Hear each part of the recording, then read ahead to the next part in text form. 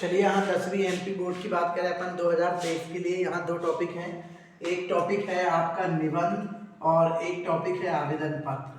ठीक है, बहुत सारे निबंध है पर निबंध में से आपको 101% तीन ही पढ़ने हैं। तीन में से जो एक 101% 100% जो आ रहा है वो है आपका संस्कृत भाषा का महत्व 101%। यदि आप तीन नहीं पढ़ सकते, जैसे तीन इंपोर्टेंट है 2023 के लिए, संस्कृत भाषा का महत्व, सदाचार और अनुशासन।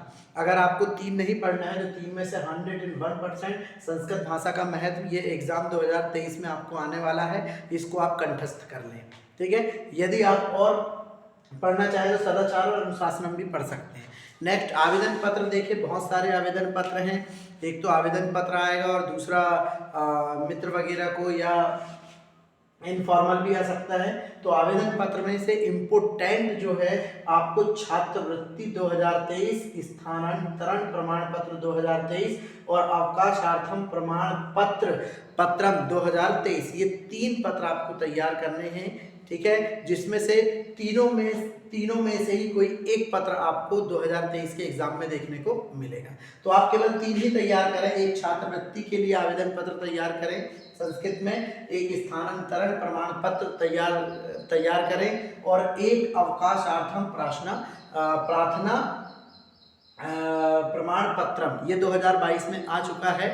तो अगर अपन बात करें तो इसकी छात्रवृत्ति और स्थानांतरण प्रमाण पत्र ये बिल्कुल आने के चांसेस हैं, या फिर ये भी आ सकता है। तो आप कृपया ये तीनों पे फोकस करें, ये तीनों को ही करें आप। Is that clear? यहाँ से 101% इसमें से कोई एक आवेदन पत्र आपको 2023 पेपर में देखने को मिलेगा संस्कृत की। ठीक है, और निबंध में आप तैयार करें संस्कृत भाषा का महत्व, सदाचार या फिर अनुशासन। और अगर आप तीन नहीं कर सकते हैं तो केवल संस्कृत भाषा का महत्व तैयार करें। मोस्ट इंपोर्टेंट 101% आने वाला। Is that clear? तो ये दो टॉपिक करें। आगे फिर मैं अगले लेक्चर में आपको और आईएमपी दूंगा, उनको कैसे करना जो 101% एग्जाम में आएंगे।